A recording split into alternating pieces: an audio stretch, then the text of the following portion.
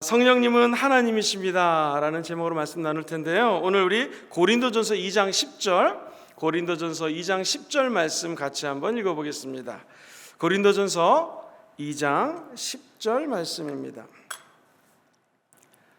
우리 다 같이 고린도전서 2장 10절 말씀을 다 같이 합독하시겠습니다. 시작. 오직 하나님이 성령으로 이것을 우리에게 보이셨으니 성령은 모든 것 곧 하나님의 깊은 것까지도 통달하시느니라. 한 번 더 읽어보겠습니다. 시작. 오직 하나님이 성령으로 이것을 우리에게 보이셨으니 성령은 모든 것 곧 하나님의 깊은 것까지도 통달하시느니라. 성령의 역사하심은 우리에게 왜 중요한 것인가? 성령이 임해야지 하나님의 깊은 사랑과 은혜를 체험할 수 있습니다. 성령이 아니고서는 하나님 주시는 은혜를 알 길도 없고 체험할 수도 없습니다. 그래서 우리가 성령 충만 받기 위해서 노력해야 된다는 것이죠. 예수 그리스도를 이 구세주로 믿고 영접해서 천국 갈 확신 있으시면 한번 아멘 해볼까요? 아멘. 성경적으로는 성령이 역사하지 않고는 예수님을 구세주라 영접을 할 수가 없습니다. 그래서 우리가 예수 믿고 구원받는 것 자체도 성령 충만의 결과라는 것이죠. 사랑하는 성도님들, 우리가 각자가 맡은 사명이 있거든요. 그 사명을 잘 감당하기 원하시면 아멘 해볼까요? 그렇게 하기 위해서도 필요한 것이 바로 성령님의 은혜입니다. 자, 그렇다면 성령님은 누굴까요? 성령님은 하나님이십니다. 같이 한번 해보실까요? 성령님은 하나님이십니다. 이 초대교회 때 교회사를 보면은 신학자들이 있었는데 이름은 아리안이라는 사람과 사벨리안, 소시니안 이런 사람들은 자, 성령님이 어떤 분이신가? 저기 하나님으로부터 성령이 오시는데 하나님으로부터 전이된 힘의 원천 또는 어떤 힘의 일부로 생각했어요. 다시 말해서 성령님을 힘과 능력으로만 생각을 했다는 것이죠. 머지않아 이 사람들은 하나님으로부터 오는 힘으로만 간주했기 때문에 전부 다 이단이 됩니다. 우리도 신앙생활하면서 자칫 잘못하면 성령 받아라 하니까 성령을 하나님으로부터 주어진 어떤 힘, 파워로 국한을 하면은 자칫 잘못하면 이단이 될 수 있습니다. 성령님은 단순히 하늘에서 주어지는 권능, 힘일 뿐만이 아니라 성령 하나님은 하나님이세요. 우리가 지금 안에 거하시는 이분은 하나님이라는 사실을 잊으시면 안 됩니다. 정통 교회에서는 이 성령 하나님을 하나님으로 이야기하는데 이단은요, 성령을 교주나 이단 마음대로 부릴 수 있는 어떤 천사 같은 존재로 잘못 얘기합니다. 다 틀립니다. 성령님은 하나님이시다. 시작. 성령님은 하나님이시다. 과연 문자적으로 성경에서 성령 하나님을 하나님으로 얘기하는지 많이 찾아드릴 수 있지만 사도행전에서 한 가지 말씀만 찾아드리도록 하겠습니다. 사도행전 5장 3절과 4절에 보면은 성령을 속이고 그랬다가 맨 끝에 하나님을 속인 것이다 라고 성령님을 하나님과 동일하게 동등되게 표현을 합니다. 같이 읽어볼게요. 시작. 베드로가 이르되 아나니아야 어찌하여 사탄이 네 마음에 가득하여 내가 누구를 속여요? 성령을 속이고 땅값 얼마를 감추었느냐? 땅이 그대로 있을 때에는 네 땅이 아니며 판 후에도 네 마음대로 할 수가 없더냐? 어찌하여 이 일을 네 마음에 두었느냐? 사람에게 거짓말한 것이 아니라 누구에게 한 거예요? 하나님께. 성령을 속이고 땅값 얼마를 숨겼느냐라고 성령님이 나오고 이퀄 동격으로 너 그것은 하나님을 속인 것이다 라고 성령님이 하나님이라고 성경은 이야기합니다. 자, 그렇다면 성령님은 어떤 분이실까? 세 가지 말씀드리겠습니다. 성령님은 하나님이신데 왜 자꾸 하나님이라고 그럴까요? 같이 한번 저 제목을 읽어보겠습니다. 첫 번째, 시작. 성령님은 하나님과 동일한 속성을 가지고 계십니다. 한번 따라해 볼까요? 속성. 질문 드리겠습니다. 하나님의 속성이 무엇입니까? 하나님의 속성은 따라해 볼까요? 영원하시고 전지 다 하신다는 거죠. 전능 못할 게 없이 전능하다는 거죠. 무소부재 쉽게 얘기하면 어디나 다 있다는 것입니다. 과연 그런지 성경에서 한번 다 같이 답을 찾아보겠습니다. 성령님은 영원하십니다. 시작. 자, 성경은 성령님을 영원하신 분이라고 히브리서 9장 14절 이렇게 이야기합니다. 같이 읽어보죠. 시작. 하물며 영원하신 성령으로 말미암아 흠없는 자기를 하나님께 드린 그리스도의 피가 어찌 너희 양심을 죽일 행실에서 깨끗하게 하고. 저기서 포인트는 살아계신 하나님 섬기지 못하게 하겠느냐. 자, 그랬는데요. 하물며 어떤 성령님? 영원하신 성령님. 그러니까 성령 하나님은 지금 이 자리에 계시는데, 성령님은 어제나 오늘이나 영원토록 어떻게 해요? 동일하신 분이에요. 그렇다면 성령 하나님은 오늘 우리 가운데 임하셔서 영원히 우리 가운데 함께 계시는 분이 성령 하나님이시다. 다시 말해서 성령님은 우리 안에도 계시지만 저 천국 갈 때도 성령님은 우리와 함께 계시다라는 것이죠. 뿐만 아니라 성령님은 전지하셔요. 모든 것을 다 아시는 분이 성령님이라는 것입니다. 한번 같이 해볼까요? 성령님은 전지하십니다. 오늘 읽었던 본문 말씀 같이 한번 읽어볼게요. 시작. 오직 하나님이 성령으로 이것을 우리에게 보이셨으니 성령은 모든 것 곧 하나님의 깊은 것까지도 어떻게 하셔요? 통달하시느니라. 아, 성령님은 하나님의 모든 것, 아주 깊은 것까지도 통달하신다고 성경은 이야기하고 있습니다. 그러므로 저와 여러분이 우리 안에 섬기고 있는 이 성령님은 하나님의 모든 것들을 알고 계시는 분이라는 것이죠. 또한 성령님은 전능하십니다. 같이 해보시죠. 성령님은 전능하십니다. 성령님은 동정녀 마리아에게서 예수 그리스도가 잉태할 때에 사도신경 고백하는 것처럼 성령으로 잉태하사, 이렇게 전능하신 하나님이 성령님이라는 것입니다. 누가복음 1장 35절 같이 읽어보죠. 시작. 천사가 대답하여 이르되 성령이 너에게 임하시고 지극히 높으신 이의 능력이 너를 덮으시리니 이러므로 나실 바 거룩한 이는 하나님의 아들이라 일컬어지느니라. 초자연적인 능력이 성령 안에 계시기 때문에 예수님은 누구로 잉태하셨어요? 성령으로 잉태하셨다. 사실 전도하면 예수를 제일 믿기 어렵다는 부분이 그겁니다. 여러분, 예수님이 동정녀 마리아에게 나시고 성령으로 잉태된 걸 믿으십니까?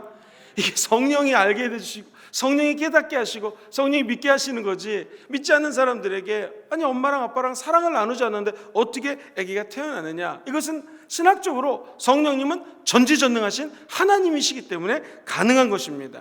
예를 한번 들어보겠습니다. 오늘날도 이 전능하신 성령님이 역사하시는데요, 아프리카에서 라인하르트 본케라고 하는 유명한 설교자가 엄청난 부흥을 일으키고 계셨습니다. 이 라인하르트 본케 목사님은 모든 신학생들이 그분의 비디오를 볼 정도로 참 많은 기적이 일어나는데 셀 수 없는 역사 가운데 두 가지만 말씀드립니다. 이 말씀은 미국의 크리스천 투데이에 실제로 기고됐던 내용이니까 소스가 분명합니다. 이 성령이 강력히 역사하시는 전능하신 모습을 아프리카에 집회를 하는데 한 여자 성도가 참석했습니다. 이게 만삭의 부인인데 안타깝게도 태중의 아기가 죽었다고 의사 선생님이 판정을 내렸습니다. 그래서 집회를 참석하고 이제 다음 날 안에 있는 아기를, 죽은 아기를 이제 수술하기 위해서 다음 날 준비가 되어 있습니다. 이 여인이 예배를 드리고 성령이 임재하니까요, 뱃속에서 애가 쾅쾅거리고 살아난 거예요. 그러고 나서 이 만삭된 이 아줌마가 막 간증을 하고 애가 살아났다고 얘기를 하고요, 며칠 안 가서 아기를 잘 낳습니다. 할렐루야. 이 일이 실제로 아프리카에 있었고요. 또 한 가지는 이 나이지리아에서 집회를 하는데 다니엘이라는 남자가 들것에 매달려 가지고 왔습니다. 너무너무 집회를 하는데 숨을 쉬지 못하고 이 다니엘이라고 하는 사람이 죽었습니다. 의사가 죽은 것을 확인했고 심지어 장의사가 방부 처리까지 해놓은 상태입니다. 이거 인간적으로는 이 사람은 일어날 수가 없습니다. 그런데 집회 중간에 갑자기 이 다니엘이 숨을 쉬기 시작합니다. 그리고 그가 죽었다 살아나고 의사도 계셨고 장의사도 계셨는데 1만 명이 증인이 됐기 때문에 이것은 사실이라는 것입니다. 지금 성령 하나님은 이러한 기적을 일으키십니다. 또 놀라운 것은 이 다니엘이라고 하는 청년이 얼마 전에 미국에 방문해 가지고 간증을 했습니다. 저는 이 죽었다 살아난 거에 대해서 김상호 목사님이라고 여의도 순복음교회 목사님이 계시는데 그 목사님이 죽었다 살아난 적이 있었고요. 김봉준 목사님이라고요, 거의 식물인간이셨는데 죽었다 살아난 거 있었고요. 제가 호주에서 공부할 때 저희 지도교수 교수님이 죽으셨는데 3일 만에 진짜 살아난 분이 계셨고요. 작은 아직 부족한 종이지만 PNG라고요. 파파 앤드 뉴기니아, 그냥 파파 앤 뉴기니아라는 나라가 있는데, 걔가 처음 가서 영어로 부흥회를 연 적이 있었거든요. 거기는 산을 마운틴이라고 안 하고 하이플레이스라고 그래요. 높은 장소, 하이플레이스인데, 이 하이플레이스에 올라가면은 의사도 없고 뭐 아무것도 없으니까 목사님이 의사 역할을 해야 됩니다. 그럼 방언으로 기도하면요, 실제로 죽었던 사람들이 살아나는 것을 엄청나게 많이 체험했다라는 거예요. 그 목사님 간증을 들으면서 와, 제가 막 심장이 뛰더라고요. 그렇구나, 우리 하나님은 살아계시구나. 그러니까 이게 믿으면 이런 기적들이 실제로 나타납니다. 이것은 왜 그럴까요? 성령님이 전지전능하신 하나님이기 때문에 그렇습니다. 우리가 점점 믿음이 없어지니까 우리도 모르게 아프면 무조건 병원 가고, 여러분 30년 전에 20년 전에 우리 신앙생활 하셨던 성도님들 기억나시죠? 아프면 먼저 하나님께 기도하지 않았습니까? 그러면 그 순수한 믿음 때문에 하나님이 치유했던 경험 많으실 것입니다. 의사 선생님 만나고 병원 가지 말라는 말이 아니라 우리의 믿음이 우리 안에 계신 성령님을 전지전능하신 하나님으로 다시 믿으셔야 됩니다. 그분은 우리에게 오늘도 기적을 베풀어 주시는 하나님이라는 사실을 기억하시기를 주의 이름으로 축원드립니다. 하나님은 뿐만 아니라 무소부재하세요. 어디나 계십니다. omnipresence라고 하는데요, 하나님은 성령님은 하나님이시기 때문에 어디 곳이나 다 계신다. 자, 과연 그런지 성경에서 한번 답을 찾아보죠. 시편 139편 7절로 8절 말씀 같이 읽어봅니다. 시작. 내가 주의 영을 떠나 어디로 가며 주의 앞에서 어디로 피하리까?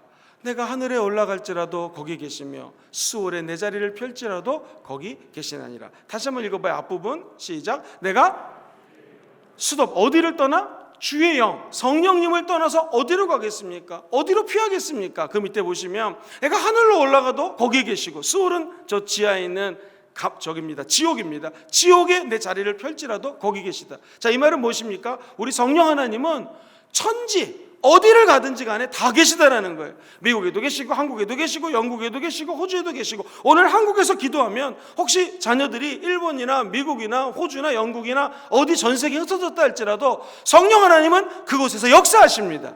왜냐하면 성령님은 어느 곳에나 계시기 때문에. 우리 눈으로 보는 지구뿐만 아니라 보이지 않는 저 별과 달과 이 우주와 저 천국까지도 성령님은 omnipresence, 즉 무소부재하신 하나님이시기 때문에 우리 안에 계신 갇혀있는 성령님이 아니라 상상을 뛰어넘는 초자연적인 분이 성령님이라는 거 기억하시기를 주의 이름으로 축원합니다.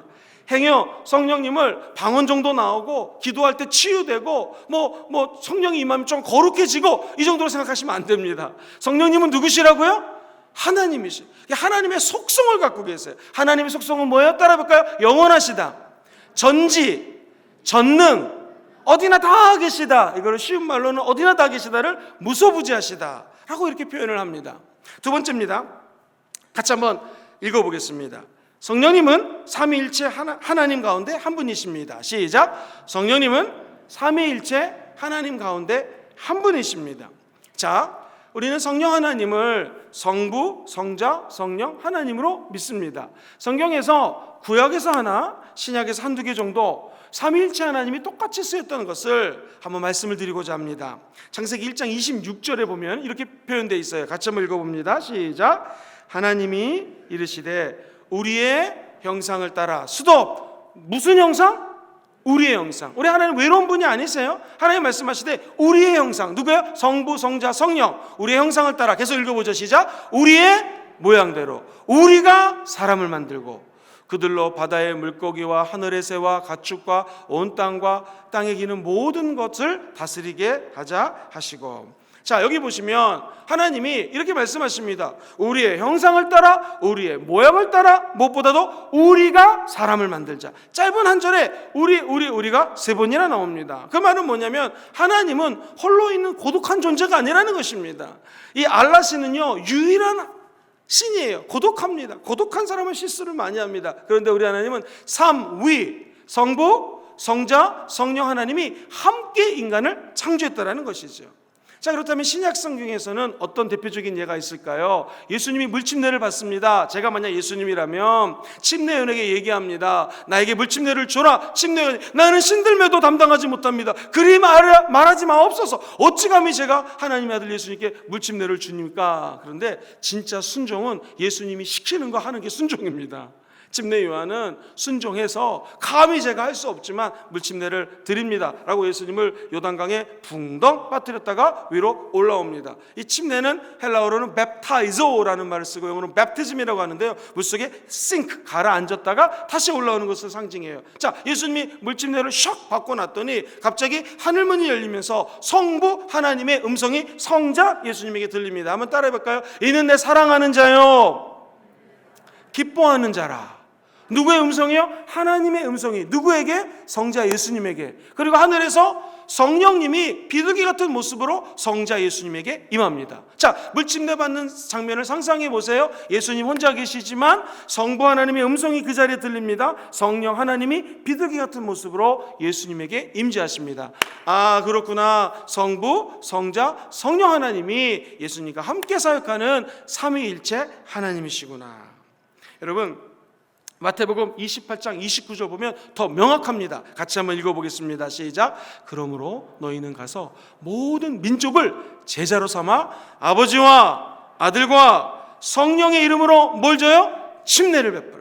우리 예수님 침례 받을 때 성부, 성자, 성령 함께 했던 것처럼 너희들이 침례 줄 때는 아버지와 성부와 성자와 성령 이름으로 물침례를 줘라. 목사님들이 결혼식 주례를 볼 때도 내가 성부와 성자와 성령의 이름으로 두 사람이 만나 한 몸을 이뤘음을 선포한다고 얘기를 하죠. 그 성부, 성자, 성령 하나님이 삼위일체 하나이기 때문에 그렇습니다.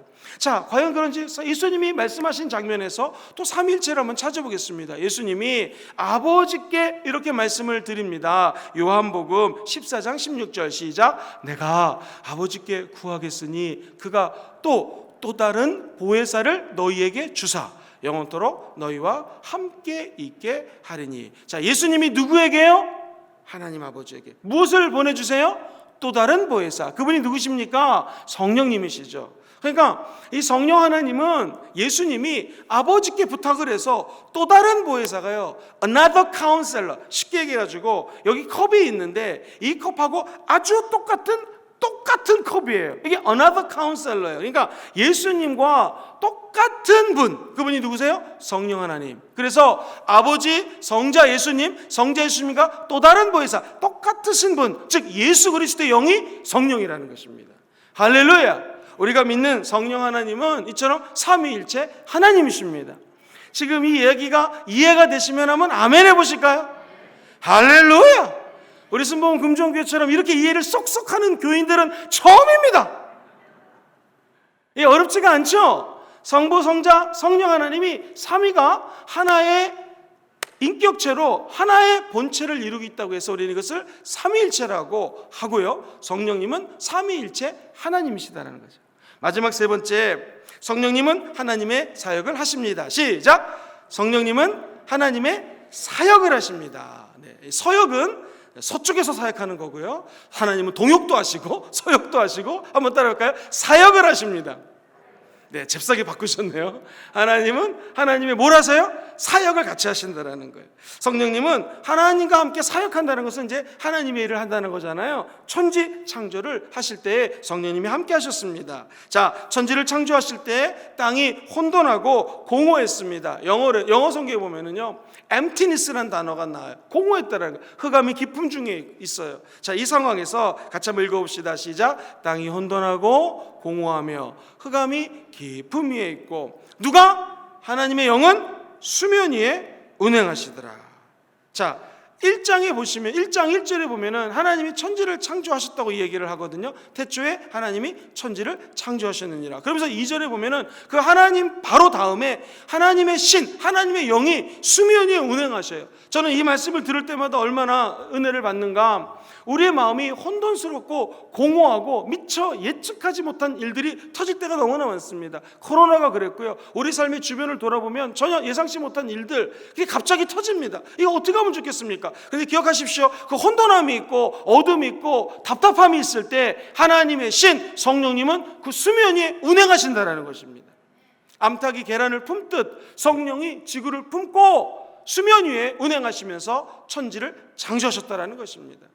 사랑하는 성도님들, 여기 보면 하나님이 태초에 천지를 창조했을 때 우리 좀 공부 한번 해보죠. 하나님이 여기서 쓰였던 하나님 따라해보세요. 엘로힘. 엘로힘이라는 단어 많이 들어보셨죠? 엘은 하나님을 상징하는데 엘로힘이래. 그래서 태초에 엘로힘이 천지를 창조하셨어요. 근데 이 엘로힘은 엘로아가 단수거든요. 한 분 하나님이 한 분 엘로. 그런데 엘로아는 하나인데 따라해보세요. 엘로힘. 이건 복수거든요.